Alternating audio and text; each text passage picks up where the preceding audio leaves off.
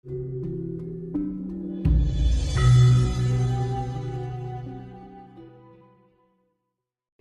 ini alam sudah mulai 2025 ini selama 3 tahun 2026 2027 lah 2027 inilah lahirnya seorang titisan Adam yang nanti akan bergelar sebagai Ratu Adil.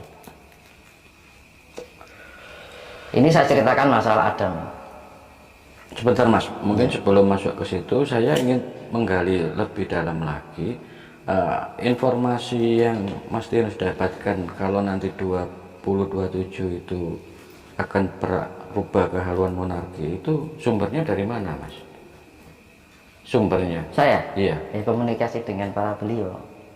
Karena kan apa yang saya lakukan kan tidak komunikasi antar manusia.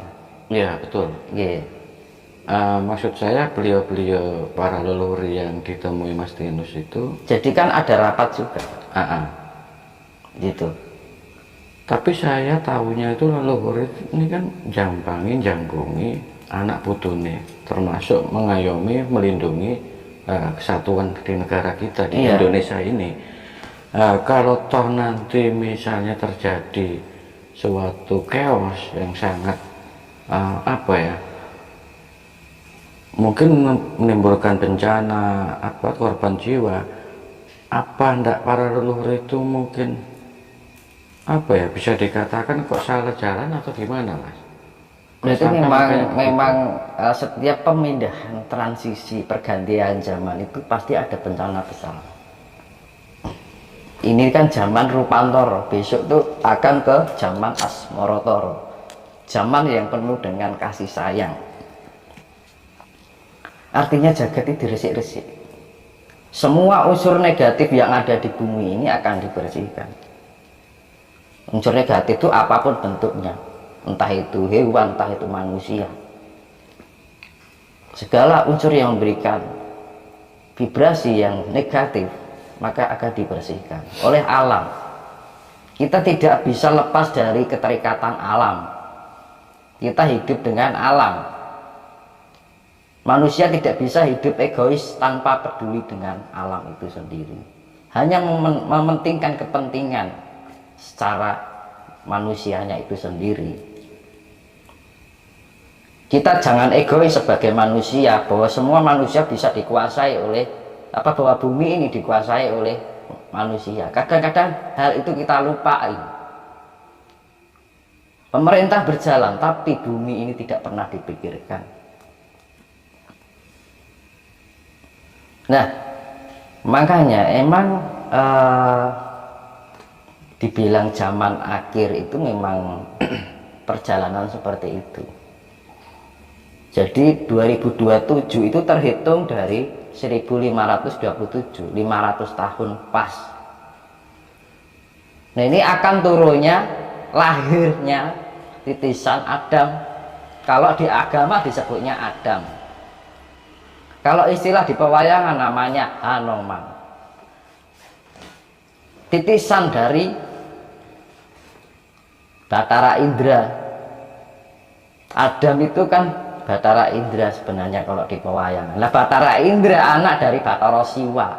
Maka manusia itu diambil dari kata manusiwa. Manusia itu sebenarnya diambil dari kata manusiwa. Manu itu artinya mani, titisan, keturunan dari siwa itu sendiri. Maka Hanoman, hono, hana artinya hono, man manungso, hono manungso. Kalau dalam kejawen Adamnya ya Hanoman itu. Manusia berkepala kera, manusia purba. Yang pertama lahir di Gunung Lawu, Meganthropus paleojavanicus yang pernah hidup bertahun-tahun, berjuta-juta tahun yang lalu. Makanya Lawu, lawangi urip. Pertama ada kehidupan manusia di situ. Nah, itu berkaitan dari manusia pertama hingga sekarang. Lah Hanoman atau Adam ini berkewajiban membuka dan menutup peradaban manusia itu sendiri. Maka dibilang titisan Bathara Indra. Nah, Adam dulu menemukan Hawa atau pasangannya di usia 18 tahun. Maka di zaman sekarang kan turun-temurun 17 plus. Kalau di atas 17 itu sudah masuk kategori dewasa, sudah boleh menikah. Karena itu sudah rentetan turun-temurun bahwa Adam dulu memang ketemu Hawa itu di usia 18. Nah ini sama, dia lahir tahun 2027 hingga dia menjabat sebagai tahta Pulung Ratu Mahkota Rama dari 2027 hingga 18 tahun itu di total 2045 pas. 2045. Iya. 2027 ini sama, kejadian awal dan akhir itu terulang kembali. Karena Adam ini bertanggung jawab atas anak cucunya semuanya. Dia bertugas membuka dan menutup. Dia melahirkan atau mempunyai istri di usia 18 tahun. Maka sampai sekarang ada aturan 17 plus, masuknya 18 itu sudah terhitung dewasa, boleh menikah kan gitu, dapat KTP kan gitu, harus di atas 17. Itu sudah turun-temurun bahwa memang Adam dulu mulai pendewasaannya di usia 18 tahun.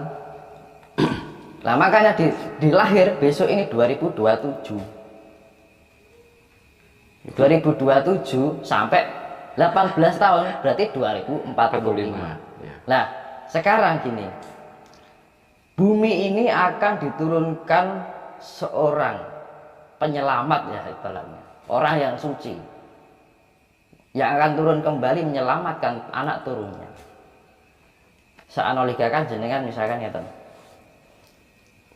jenengan nek mau kedatangan tamu agung ke rumah, apa yang jenengan lakukan?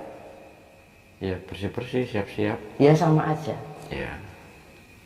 Ketika bumi ini kedatangan sang itu tadi, ya bumi bersih-bersih.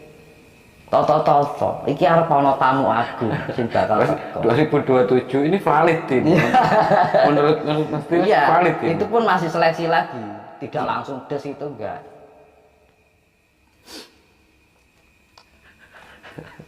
Kalau Arebah masih Arebah tuh, besok Arebah terjadi tapi tidak di tahun 2027. Itu masih seleksi lagi.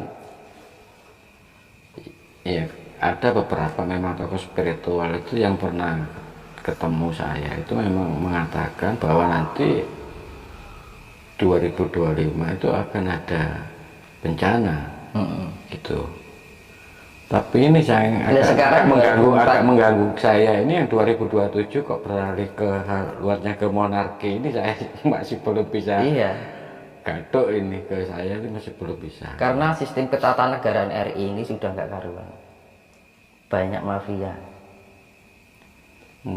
Mayoritas mafia semua. Iya, itu iya. apa adanya Pak, memang begitu. Berarti ada ketidakpercayaan ini dari kalangan bawah kepada pemerintah ini bersih, ya. gitu loh.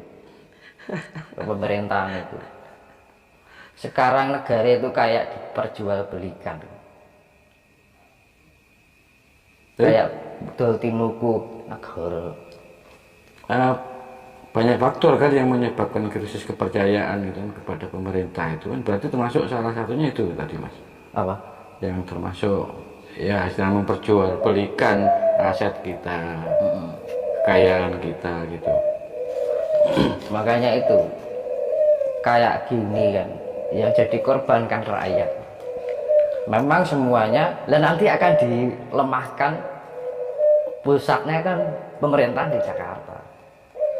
Nah ada apa di Jakarta itu nanti? Ini kan terkait dengan rencana perpindahan ibu kota kan ke IKN. Iya. ada sumber yang mengatakan bahwa Pak Jokowi ini sudah menerima apa ya, pesan dari leluhur. Jadi mungkin Pak Jokowi ini mensiasati bahwa kedepannya Indonesia ini tetap akan baik-baik saja dengan salah satunya dipindahnya ibu kota itu. Itu akan Kalau baik, tanggapannya Mas Dino gimana? itu akan baik-baik saja jika bumi ini baik-baik saja, Pak. Kalau ngomong bumi kan universal, Pak. Nah, Kaitannya dengan negara lain juga. iya. Sekarang kita bangun nih di IKN. Lah, kebetulan ada gempa secara global. Hancur semua, Pak. Bangunan. Gempanya gempa sangat dahsyat itu.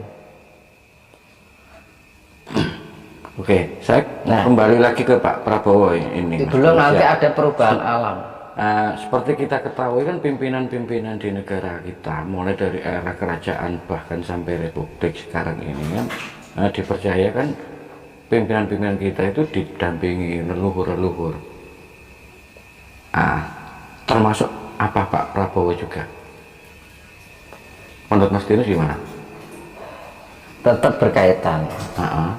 Leluhur pasti, tetapi tidak sepenuhnya diayomi.